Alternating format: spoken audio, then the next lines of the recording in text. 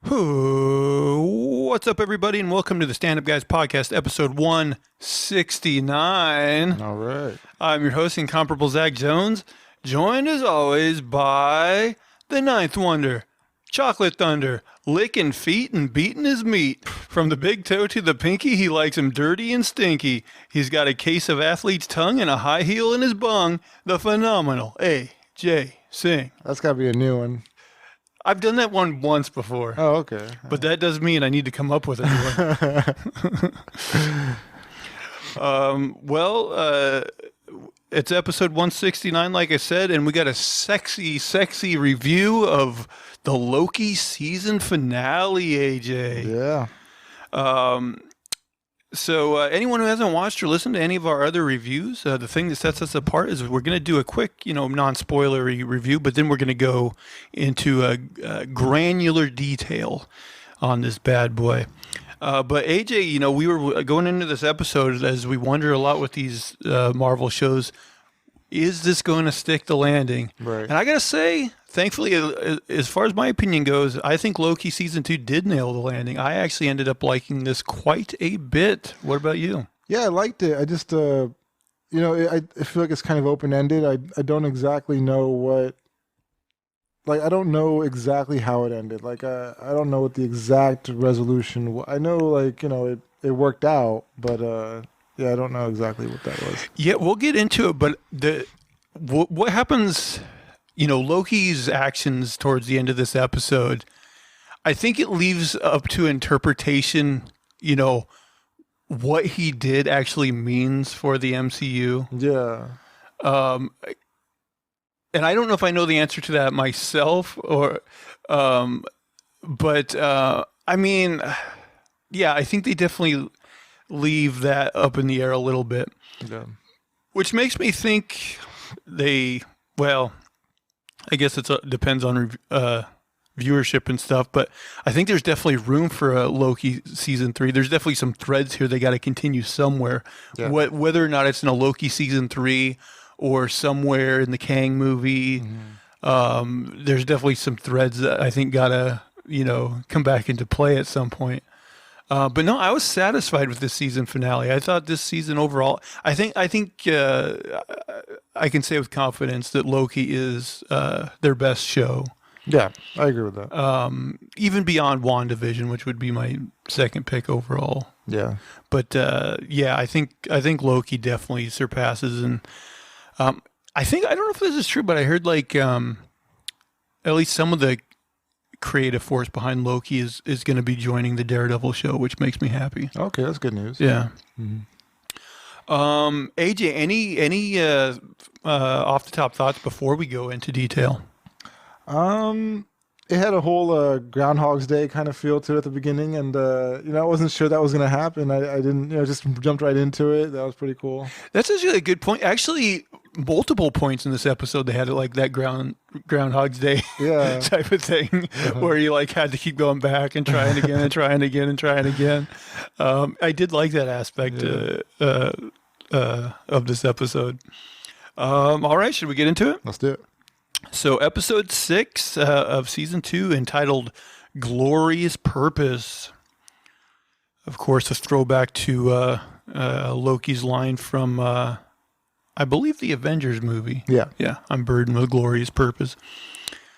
So I do like that, just like with the Wild West episode, they played around with the opening credits again, this time playing them in reverse. Mm-hmm. I thought was a nice little trick. So like we saw at the end of the last episode, Loki time slips back before the loom was destroyed. So this time he kind of, he rushes through it. He's like, timely. Okay, you got to do it. You got to get in the suit. He tries to get him out there as fast as possible. Yeah. But once again, as soon as he goes out, spaghetti. Yeah. Spaghetti. Spaghetti. So he asks Obi what they could have done differently, and Obi says, "That's a good question. We just took too long." So now we get a montage of Loki, like you were saying, Groundhog's Day, going back just a little bit further, a little bit further. He tries to get through, telling Timely what to do faster and faster and faster. Yeah. But each time, spaghetti, spaghetti, spaghetti. He just keeps dying. It's not working. We see at one point he goes back far enough to when Renslayer was alive again. Right. And he takes Timely there. Same thing. He rushes through the thing, but he dies anyway. So finally, he goes all the way back to when he first introduced Timely to OB. And he basically quickly explains the whole plan. He's like, you see this model? The guy's going to put on the suit, go out here. Oh, I know what you're going to say next. Like, there's still a problem. Well, luckily, he's got a little doodad in his book bag here that's prototype's going to fix everything. And he's like, but then he asks OB, how long would it take him to learn what OB and Timely know about physics? And they reply, it would take centuries. And then we get a title card that says centuries later, which it almost reminds me of that like SpongeBob bit, like 1 century later. But also like, I mean, Timely learned everything in like his lifetime, and Obi learned everything in his lifetime. Is Loki like that much slower that it took him centuries? I was wondering that too. I mean, to be fair, like OB in the TVA, I guess, has been around maybe for centuries. Okay. But Timely hasn't been. Yeah. So yeah, you would think. I mean, I get that Timely's like a genius and everything, but centuries, like. Yeah, you think he could maybe do it faster than a century. Yeah. Or centuries, yeah. I was thinking that too, but I mean, Loki, he's really dedicated if he did that.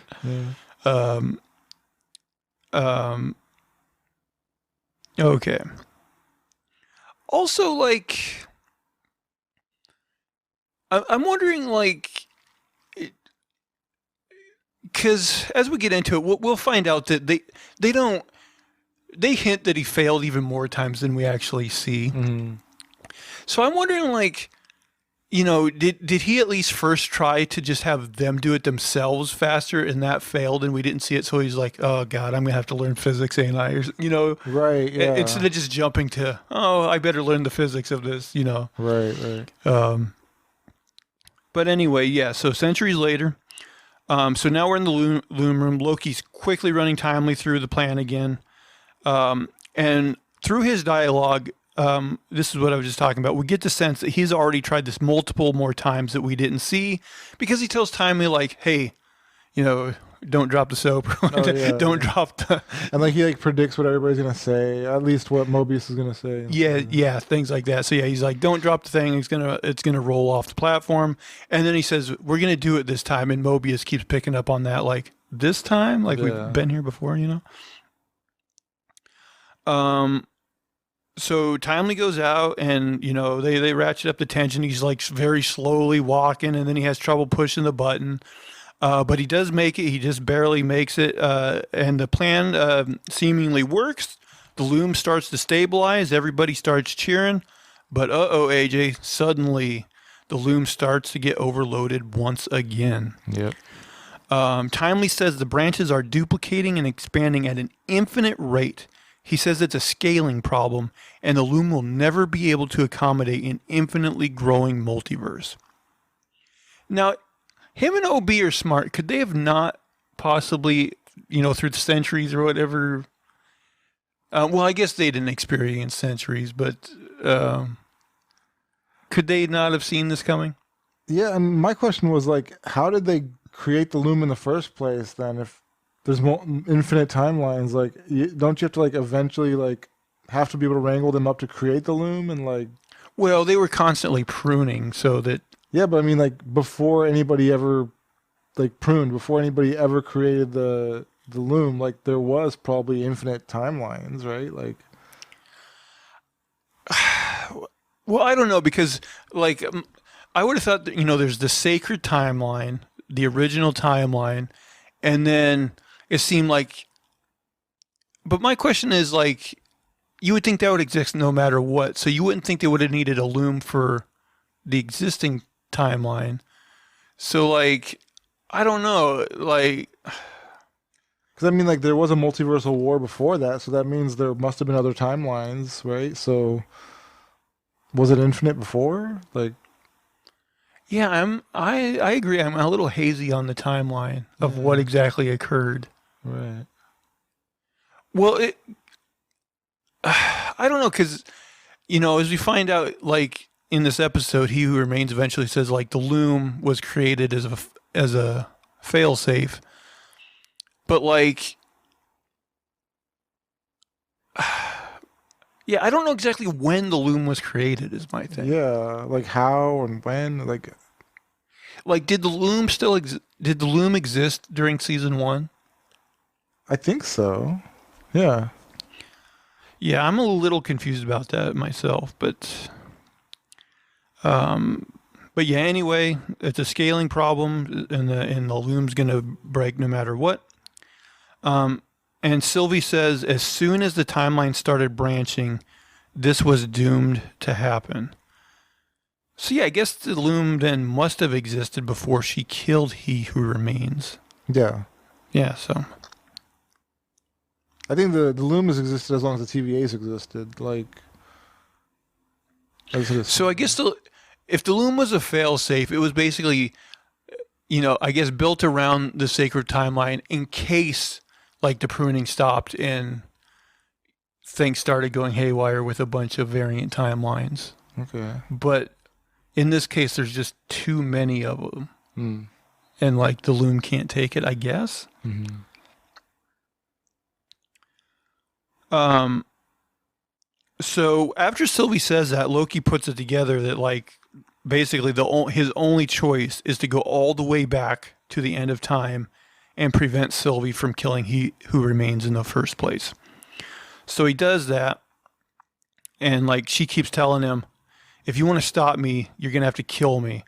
And so since Loki doesn't want to kill her, he just keeps failing. Again, another Groundhog's Day scenario. Yeah. He keeps failing. She keeps killing He Who Remains. He has to keep going back in time, back in time, back in time. Eventually, Loki tells He Who Remains, like, why are you just letting her kill her? Why don't you, fight back and do something? So when he says that He Who Remains freezes Sylvie in place, and he asks Loki how long he's been trying to stop her. He Who Remains says he's surprised Loki hasn't learned to pause time yet. He knows about the time slipping and figures he and Loki have had this conversation before. He said he paved the road for Loki's time slipping and asked him if he really thought he'd just sit back and let Sylvie kill him. So he doesn't go into detail like this, but we were wondering like why did Loki start time slipping in the first place, and like he's saying that he somehow caused it. Yeah.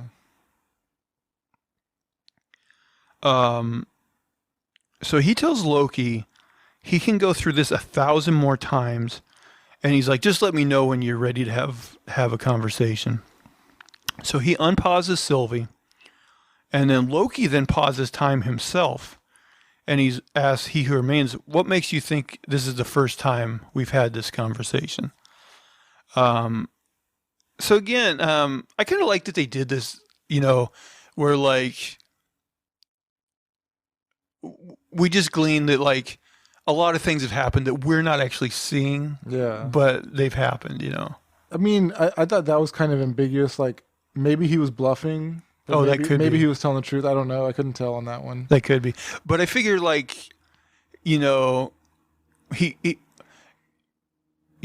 we find out, he did learn how to pause time, and he just, so I kind of think they probably did have conversations like this before, but Okay. it's hard telling. Yeah. So He Who Remains, like, he's like, I assume you met like my stuttering like doppelganger Timely, and he's like, I bet he told you that it's a scaling problem, and he's like, there is no scaling problem, but Loki's like, what do you mean it destroyed the TVA? And He Who Remains says the loom is a failsafe, and that when it's overloaded with branches, it deletes the ones that aren't supposed to be there. Now, if that's true, why did they ever have to go through the trouble of pruning it to begin with? Couldn't, Yeah. if the loom was going to self-regulate, why did they have to even prune? I mean, maybe it's like they still had to get rid of timelines where Timely could exist, like where he Oh, where the could variants could exist. Yeah, possibly. But yeah, he says it's going to delete everything that's not supposed to be there, everything except the sacred timeline. He says the TVA is just collateral damage and it's easy to rebuild. He Who Remains says his variants are already out there. So I'm confused. Like, if it doesn't destroy the sacred timeline, how come it seemed like it was destroying every timeline? Like, were they not in the sacred timeline at some at the end there? That's a good question. My guess is that the TVA kind of sits outside of the sacred timeline. So I think even if the loom was destroyed and the TVA was destroyed, the sacred timeline would still exist. Okay. I think. Okay. So yeah, He Who Remains says his variants are already out there, and Loki says he won't stop going after them. And He Who Remains is like, I know, but the outcome to this equation remains the same. You lose. Loki loses. Loki says he knows, but he says he's going to change the equation and he's going to break the loom. I mean, that's a good question. So, if he breaks the loom, then the branches just keep expanding, right? But like, would that even cause like a problem if there is an infinite number of? Because we were thinking here, it's like, oh, the problem is the loom's going to explode and that's going to kill everything. But that doesn't really sound the case. Right. I mean, I guess the more variations, the more Kangs, and maybe Loki was convinced that'll bring about the end of the world. Yeah.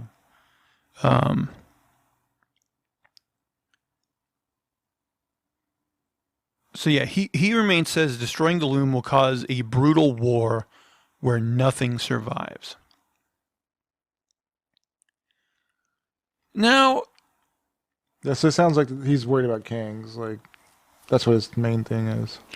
now question, we already know from Quantumania and what his dialogue here that, you know, there's already some variations of Kang from the different timelines that popped up. Mm-hmm.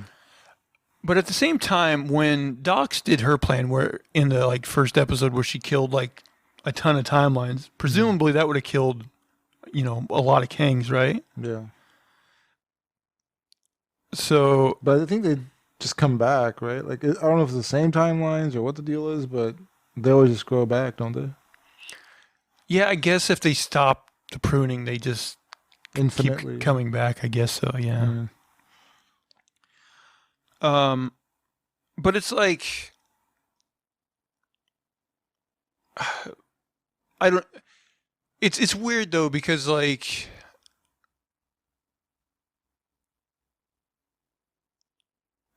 God, when you really start thinking about it, I know. it does mess up your mind a little bit because it's like, you know, Loki's like between like,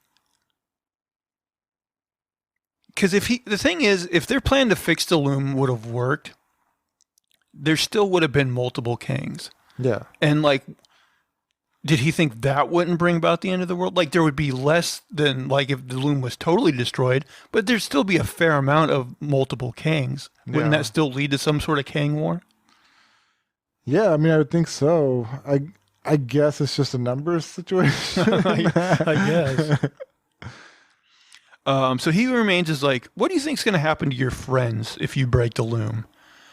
He says he keeps everything safe, and what he offers is mercy. Loki asks, is that mercy for him or He Who Remains himself? Loki says he'll find another way. So He Who Remains says, okay, and he brings Sylvie back into the picture. Like he doesn't. Like earlier, like he does the first time he paused her, the second time he just like kind of like flittered her out of like the scene or whatever. Yeah. Now he brought her back, and I don't think he's unpaused her yet, but And like I still don't really get what He Who Remains is still doing at like his overall like plan, you know? Like obviously he knows what's going to happen. He already just told Loki everything. Like, you know, if you get rid of the loom, you know, like this is what happens. He gives up all that information. He must still have a way of like getting whatever he wants to do to to happen. I just don't understand it though, like how his plan takes effect. well, I'm thinking by telling Loki that he thought that Loki, would be like, go back on his plan to destroy the loom, which would work in He Who Remains' favor, I guess. I mean, ultimately, I think He Who Remains would rather they go back to the old way of just like pruning all the time. Yeah, but at the same time, like the fact that he divulged to Loki that you can get rid of the loom, you know, you can, it'll still be okay, basically. Like, why would he tell him that? You know? Well, he's telling him that if he destroys the loom, a bunch of Kangs are going to show up and kill everybody, including his friends. Yeah, and so I mean, I have concern. Like, is he gonna come back? Like, it's still the same question for me. Like, is that version of Kang gonna come back? Like the one who's in that chair? If there's infinite timelines or something. That's where it gets weird with the timey-wimey of it all. Yeah. Because it's like, he's saying he's at the end of time, but is he really? Because, like, his death, wouldn't season 2 of Loki technically had to take place chronologically after the end of time? Yeah. So that's where the whole time thing gets sticky. Yeah. But I mean, I got to figure He Who Remains, in his plan of plans is to keep himself alive, right? I would think so. Like, Yeah. he's got to. He wants to be the ultimate Kang. Yeah. Unless he's just tired and he just really doesn't want to do anymore. But I don't know. He even says in this episode, "Do you think I'd really let her just kill me?" Right. Wow, that's confusing. It definitely does make you think about it, and I definitely don't have all the answers. It'd be interesting to me to know if like the writers of the show have it completely straight in their heads. I hope so. I really hope they have it all figured out.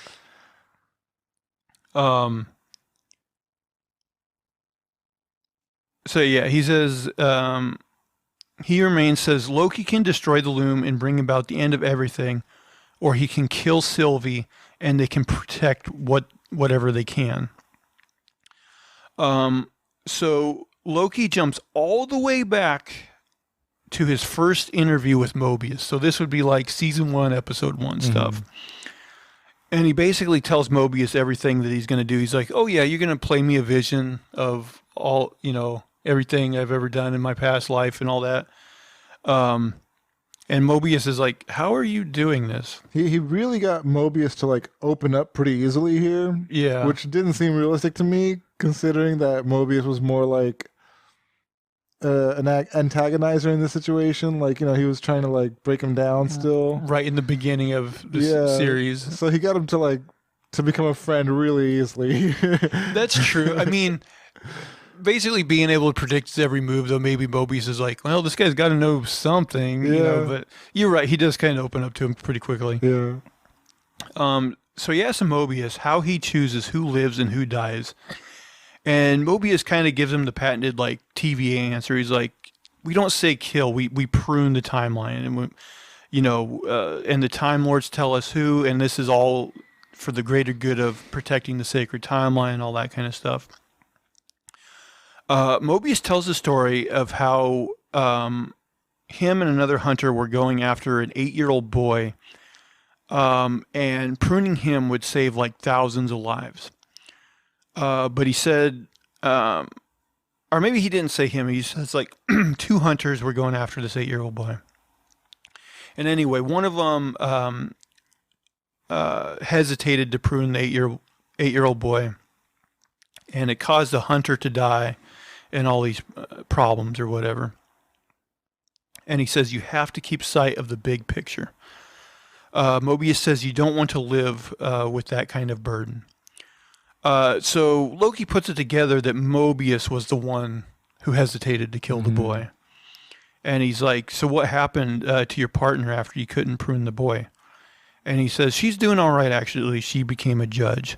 And so Loki puts it together that Mobius' partner was Renslayer. And I don't know if they've established that in the previous season or not. I can't. I don't remember them like officially saying that they were partners. Or Yeah, anything. I don't think they did. So Mobius says there was no comfort to be had in that situation, and that you just have to choose your burden. Like there's going to be a burden of some sort. You got to choose it. So they shake hands, and then Mobius and that world spaghetti out as well and disappear. Which, why would that have caused that world to die? Yeah, I don't know. Like, if he went back in time, then the spaghetti stuff should have happened like when the loom destroys and stuff. Like he should have been fine up until that point, right? Yeah, I was wondering like why that world would have destroyed. I wasn't quite sure. And also it's the TVA. It's not like, Yeah.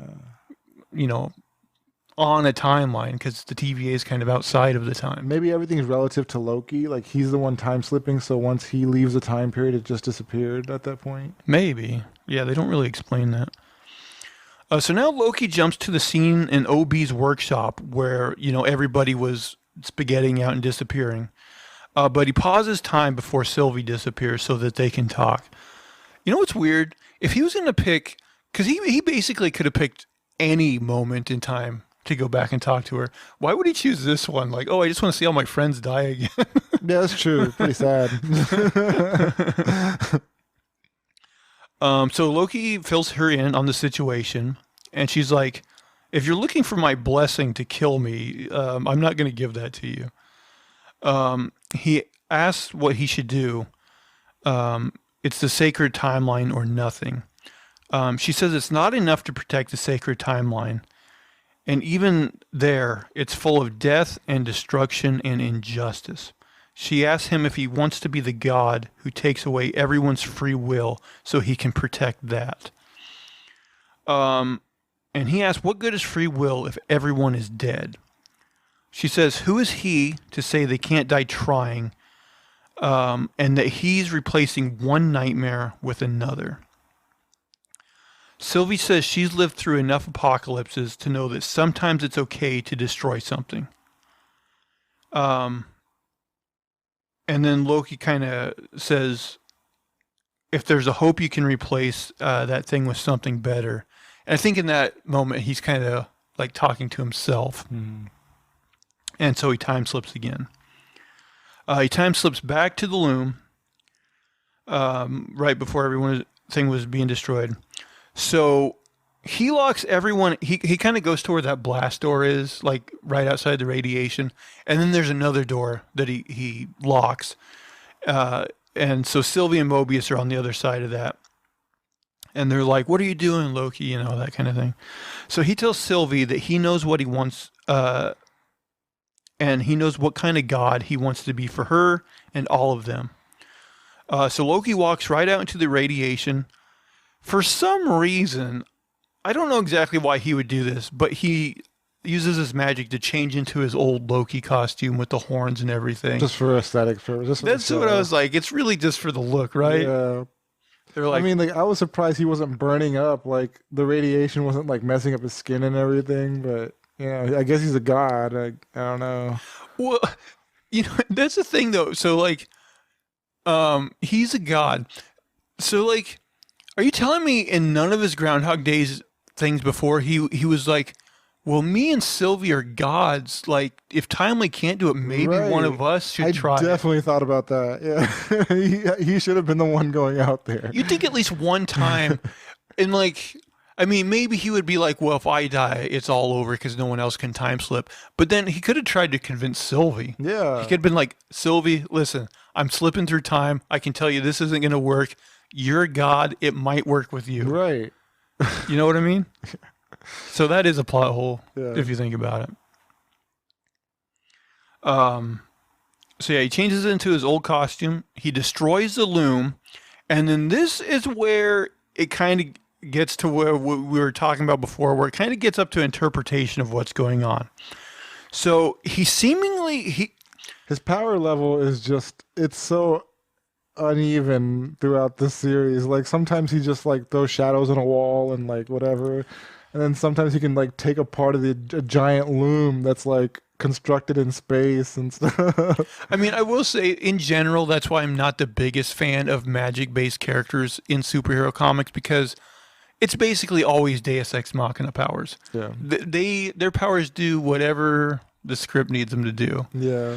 And like in this one, it's like this is clearly something that he's never done before, and he did it like it was just common sense. Like, Right. He's just like, oh, I've spent centuries learning physics. I'm sure this is possible.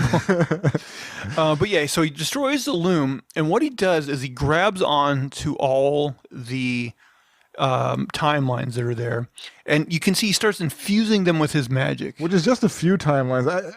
I mean, like it was growing to infinite so quickly, like it was overloading the machine. But he's got like 20 or 30 strands in his Right, hand. right. So yeah, he grabs like as many as he can right there, and he infuses them with his magic, which turns them green. And then like this set of stairs appears. He walks up there. At the top of the stairs, there's a throne for him to sit on. Which So he must have made, right? Cause, I believe so. Okay. Yeah. Because why would that be the other way? Yeah, I think his magic just made all this stuff. Okay. So he sits in the throne, and he basically, kind of wraps the vines around him into what looks like the world tree, kind of. Idrisil, yeah. Yeah. Which I don't remember in the Thor movie. Did Yggdrasil exist there? I don't remember that. I can't remember if they established in the comics. That's what it is for sure. Yeah. but I don't know if they ever. I can't remember if they established Yggdrasil in the movies. But this is what it reminded me of anyway. Yeah. Is like the whole tree of life thing. Mhm. So my interpretation is that like him doing this, he's concentrating his power to, I'm assuming both to stop even more timelines from being created, but keeping the ones that are there alive. So there is a bit of a multiverse, but maybe not like an infinite verse. I don't know. Yeah, I just don't know the purpose of this tree. What function it serves now? Like, I don't know. And my other thing is like, if he were to leave, would it all just die besides the sacred timeline? Right. Like, is he like Atlas? He's stuck there forever? That's the impression I got. That he's kind of, yeah, that's a good analogy. He's an Atlas type character. And if he leaves, most of those timelines would die, is what I think. Okay. But then, like, if that's the case, are they going to leave him that way forever? Or is something going to happen in the Kang movie where, like, okay, most of the timelines do die, and there is no more multiverse? I don't know. Yeah, this is what I'm saying. It's definitely open ended. Like, they can go in a lot of directions from here. Open for interpretation. Yeah, for sure. I got to say, that's the one thing going out of this episode I was wondering about the most. Mm-hmm. Is like, what does this mean exactly for the MCU? Yeah. So back at the TVA, the team goes back to work. We see they have a rebooted Miss Minutes, and they're kind of wondering if they can trust her. Which, now that I'm thinking of it, why would they reboot her? I guess she's like really useful. She does like all the stuff that they need her to, all the minuscule, like, tedious tasks. She is, but if they even suspect her of still being in league with He Who Remains, it would be a terrible idea because of how powerful she is and how much stuff she controls. And she holds a grudge. Like, she just turns on a dime based on her own, like, emotions. She's an AI, but she has, like, emotions, and she seems like she has nefarious purposes. Like, she holds a grudge, is what I'm saying. Like, if they would have snuck some line in there of, like, maybe Casey's like, oh, I rebooted, like, an early version of Miss Minutes, and they're like, do you think she's still corrupted? And he's like, well, I don't think so. Something like that. Then I would maybe be like, okay, but I don't know. Otherwise, it seems a little dangerous. Yeah. So Mobius gives B-15 reports on the different variants of He Who Remains that have popped up. And he directly references Quantumania because he's like, oh, there was one in the 616 timeline, but they took care of him. Which is, I just have to revisit that and say, it's so stupid to have Kang lose to Ant-Man. So stupid. It was, they just nerfed the character so bad in that one. Yeah, thinking back on Quantumania, it's definitely one of the weaker movies of Phase 4 or whatever. Yeah. With Thanos, there was so much build-up. Like, he seemed like this big baddie, like, dangerous. But you have Kang lose to Ant-Man, it's like, I know, and the only thing you can say is like, well, it was a variant of Kang. Maybe he wasn't as powerful as, like, He Who Remains or what, or smart and what.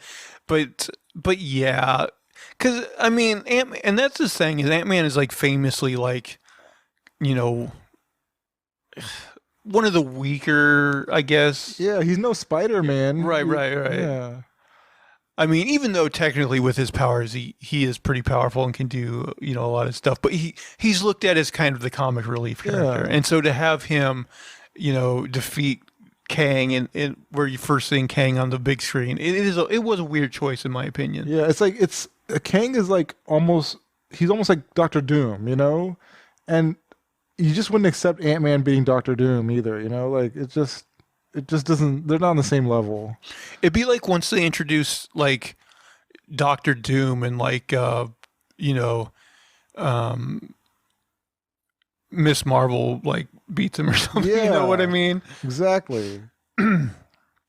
So Mobius tells B-15 that he's going to leave the TVA, and they have like this heartfelt goodbye. We see OB opening a second edition of the TVA handbook, which... Who made that? I was wondering that too. Because when was that made? Who made it? Like, what's the significance of it? You know what I mean? Yeah, and... Maybe it's just meant to represent that, like, they operate differently and they don't prune the timelines and that kind of stuff. I don't know, but again, when would they have time? I guess technically it doesn't say how much time has passed between when Loki did his tree trick and these scenes, but it seems a bit soon. I don't know. Yeah. We also see, young Timely doing his experiments, but this time he doesn't get the book. Yeah.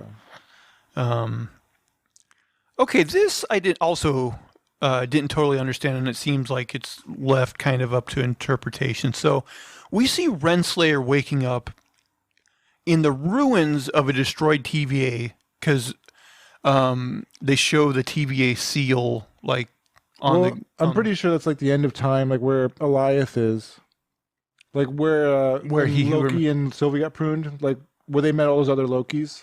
Okay, that's what I was thinking because it looked kind of. I remember that episode and thinking, yeah, it kind of looks similar to that. Yeah, I didn't remember. It showed like a pyramid in the background. And I was because even in that episode, like there was like all kinds of landmarks that were just randomly strewn about. So I think that's in line with. That's where that is. Yeah. Okay. And then we see that like something shows up and kind of bathes her in a purple light. I think that's Eliath, the creature that protected the citadel at the end Oh, of I time. forgot. Yeah, what was it, like a dragon or something, or it was some big creature? It was a giant, like, it's hard to explain. Like a, I don't know what it exactly Okay. is. Now that you're saying that, because it's been so long since I watched season one, but now I vaguely remember there was like some sort of like, it was like a flying creature or something they had to fight. Yeah, like it was that creature that Timely said that he used to prune out or burn out all the other kings when he fought them. Like he used that Elias to win the war. So that creature actually devours time or timelines Oh, or something like that. But he had it there at the end of time. okay. So we get a scene where Mobius watches himself play with his sons. Now, when he was saying he was going to leave the TVA, like my thought was, okay, he's going to go and be the family man. Yeah. But now, like, he's watching himself, I guess, in a different time period. I'm like, how does he insert himself in so towards him and not him, Yeah, I guess he has to figure out when he got taken away from that family and like try to fit and in, go like, back to that yeah. exact time? Uh-huh. Okay. Anyway, Sylvie shows up next to him to say goodbye to him.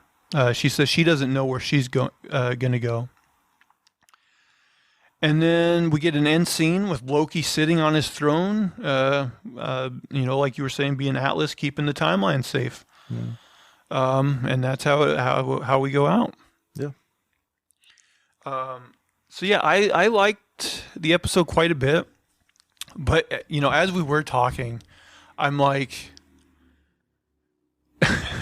the whole like loom stuff does still boggle my mind a little bit. It's so like abstract, like I don't know what exactly changed between the loom before and now it being a tree version. Like I'm not 100% sure what was settled there. Like I guess now they don't have to prune anymore because he's like maintaining it. Maybe that's it. I don't know. And like you said, like, because they were like, talking about when he's like, oh, it's a scaling problem.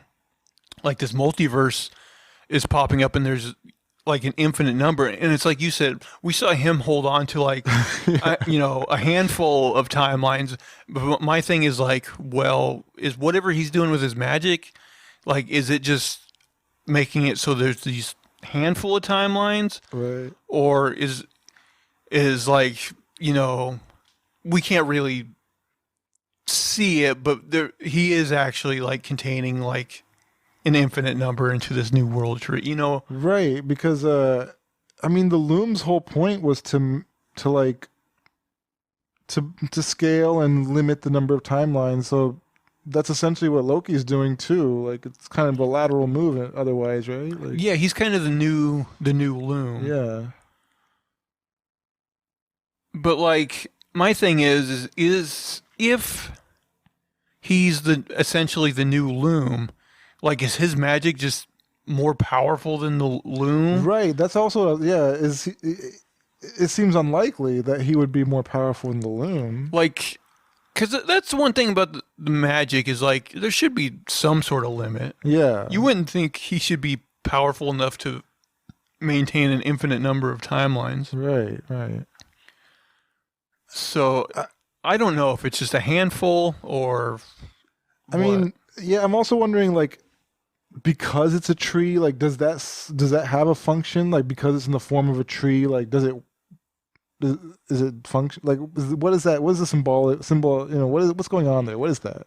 I was almost just like, is it because it looks cool? Is that why they? Is it just because it's Idrisil? Like, is it that's? I mean, I kind of think that's what they were taking it back to. Like, oh, it'd be cool to work Yggdrasil in some way. yeah. And this is basically, timelines with, life basically. And even with mythology, it reminds me of like, the whole like threads the Furies have or whatever, you know what I mean? Mm-hmm.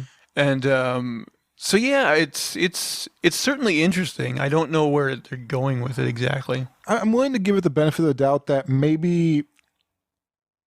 I mean, look, this is the first time he's ever done anything like this. Like, he's never played with a timeline before, but Right. Maybe the centuries of like learning physics and everything from Obi and Timely, maybe he figured how he could like work his magic into that sort of thing, and figure out like how to manipulate this whole situation. It's that whole line from Thor where he's like, magic is just science we don't understand. Right, yeah. Whatever. Taken to the nth degree. But yeah, even though we have that ambiguousness, like I still really like this. And it leaves us with like something to build on. Yes, some threads going into the future. Yeah. I'm excited about it. As long as they keep the writing the way it is, like good. I'm hoping that they've thought like 10 steps ahead on this. They know what they're doing. They know what they're gonna do in the future. I do hope for a season 3 that elaborates on everything we've seen and like even builds from here. And I don't want like it to go straight to like Secret Wars and it's like Loki's just brought in at the end like, oh, I'm like a MacGuffin, I can do something here at the end of time or something, or whatever the situation is. So I do hope they build more on this. If they stick with their original plan where like they have the Kang Dynasty movie and then Secret Invasion, and like you got to imagine that Secret Invasion, like Doctor Doom's probably going to be a big part of that. Mm-hmm. And so it just makes me wonder if somehow Doctor Doom is going to play a role in like defeating Kang. I don't know. Yeah, I mean, because I don't know. They're going to have that Fantastic Four movie as well, and I assume they're going to introduce Doom. Mm-hmm. That somewhat in the movie. And I do kind of hope that they tie Doom and Kang together, because in the comics they're sort of they're thought to be related, Oh yeah, you told me that once. How does that go again? Well, Kang might be a future descendant of Doom, or he's either a descendant of Reed Richards. He's one of their descendants. And it's kind of ambiguous in the comics, like which one it is. Like I think they kind of switch back and forth sometimes. So that's something there. I think it'd be interesting to see like a relationship between Kang and Doom to some extent. Like them being kind of tied together in a way.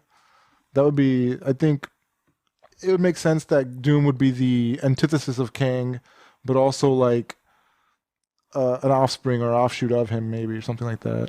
Yeah, or even bring that mystery, like introduce both Doom and Reed Richards, and have that mystery of like, tell us that, Kang is related to one of them somehow, and then like the reveal maybe. Yeah, I would appreciate that. That could be cool. Yeah.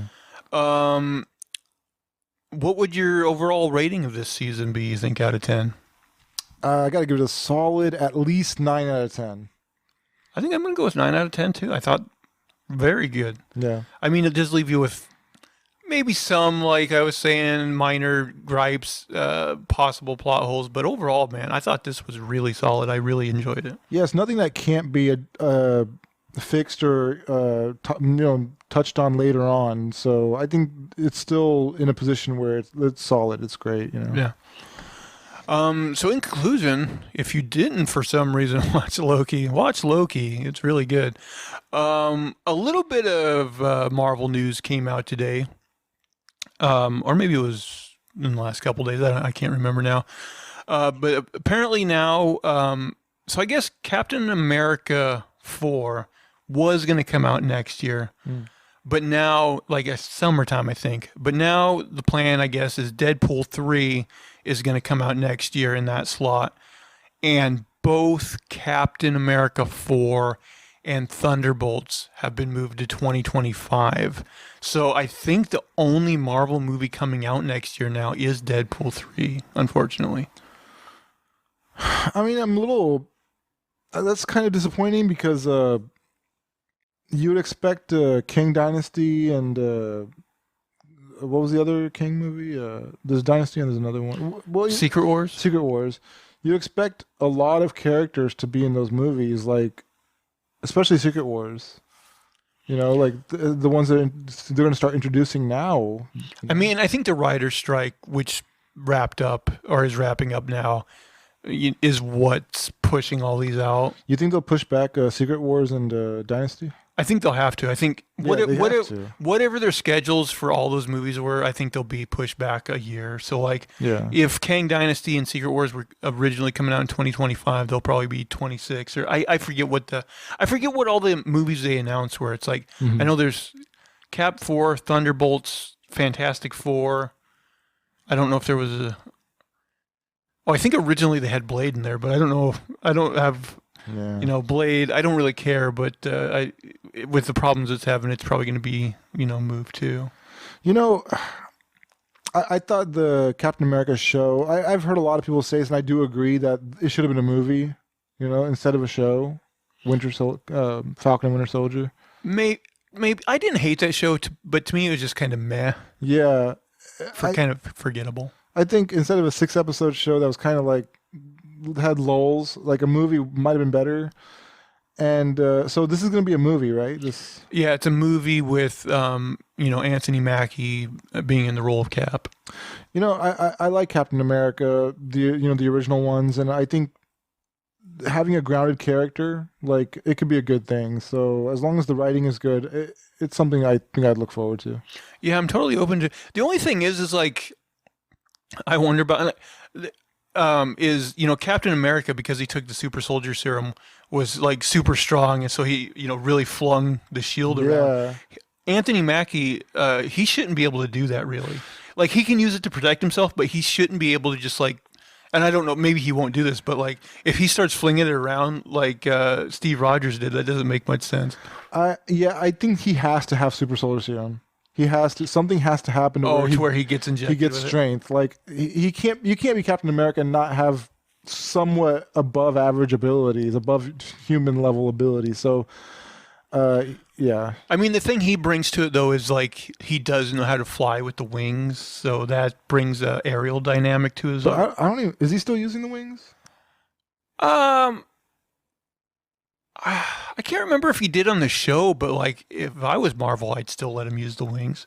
Just paint them red, white, and blue. The wings are cool. I would really appreciate it if he had super soldier strength. You're right, though. Maybe that could be a storyline. But like, wasn't the whole thing in the comics is like, people keep trying to recreate the super soldier serum, but they can't. So it kind of makes Steve Rogers a one of a kind. Well, I mean, what about those those guys who were in Falcon and Winter Soldier? Those people who were the bad guys, they all got super soldier strength, and so did fake Captain America. Oh, that's right. I forgot about him. Yeah. I mean, he should definitely get it. He just wouldn't be Captain America without some strength, Didn't they also set up in that series that, like, towards the end that I'm blanking on her name. Was it Sharon Carter? Like, she turned out to possibly be a bad guy. Yeah. She was the big arts dealer, and like, she was, I guess, selling all kinds of illegal stuff. Right. In that like city or whatever. She turned bad. She broke bad. I wonder how big of a character she becomes later on. Maybe she's like a Thunderbolts villain or something, or I don't know, but yeah. Yeah, I was wondering where they're gonna pick up her storyline. Yeah. Or maybe she'll just be like that useful person who always able to get you whatever you need, sort of thing. Like, oh, you need this weapon? Okay, I can get that. You need wings? I'll get those for you, something like that. Who knows? I thought it was interesting, like that Echo show, they said it's going to be the first show in what they're calling like their first spotlight show, which means that it's not going to have like ramifications into like the movies, so that it's basically just to let you know, like, this is completely optional, like it doesn't add to like the bigger MCU picture.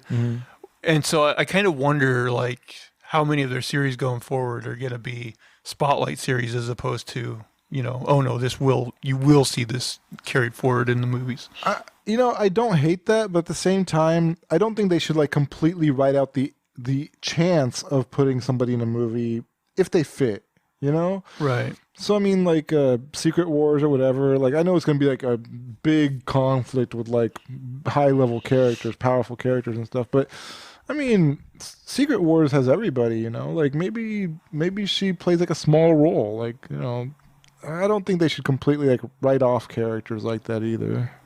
My only thing is though, is like, they can't possibly expect everybody to be like us and be watching both the shows and the movies. True, yeah. And I'm just like, eventually it's going to get to the point where people are watching a movie and they're like, wait, I remember seeing that Sharon lady in like 5 movies back, and I thought she was a good guy. Yeah, You know what I mean? True. And it's like, so how do they introduce her in a movie and be like, oh yeah, and she's, exposition.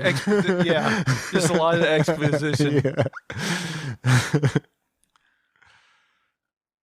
But, I think, Marvel is right now taking a step back, both with the Daredevil show, they're realigning their TV stuff. And, so I'm hopeful. A lot of people are like down on the MCU right now, but I'm hopeful that they'll be able to straighten the ship. And we're still like, we're getting Loki. We're still getting good stuff. So, yeah, I mean, Loki, I think it definitely revived Marvel. It at least showed that they can pump out quality content. yeah, for sure. They can still do it. And I'm very intrigued by Kang. I'm all in on this character. I like him a lot. Now, if Jonathan Majors will get convicted and they'll be like, nah, we're going a different way. I hope he doesn't. Like, I hope he's innocent is what I mean to say. Right. I hope he's innocent. Yeah, I'd love to see him continue the role. I think he's done a good job, but, if they do replace him, I hope it's, a great actor too. Oh, yeah. Any number of people could replace him if they need to do that. Yeah. I would just hope they don't, like in that article where they were like, oh, maybe we just pivot to Doctor Doom. And, yeah, no, don't do that. Yeah, just don't do that. Don't flush this down the toilet. Right. Yeah, you've set up some good stuff here, so don't do that. Yeah. Well, AJ, any final thoughts before we wrap up today's show? Yeah, I'm looking forward to future projects. Just, I'm still a big Marvel fan, and let's see what happens in the future. For sure. All right, guys. Well, we thank you very much for following along today. If you will, please subscribe to the YouTube channel and subscribe in audio form on your podcast catcher of choice. Leave us thumbs up, comments, positive reviews. You can follow me on Twitter/X at Zach Jones Live. That's ZachJonesLive. And that is going to do it for all of our shenanigans and poppycock this week. Please, please, please tune in again next week. Bye, guys. Take care.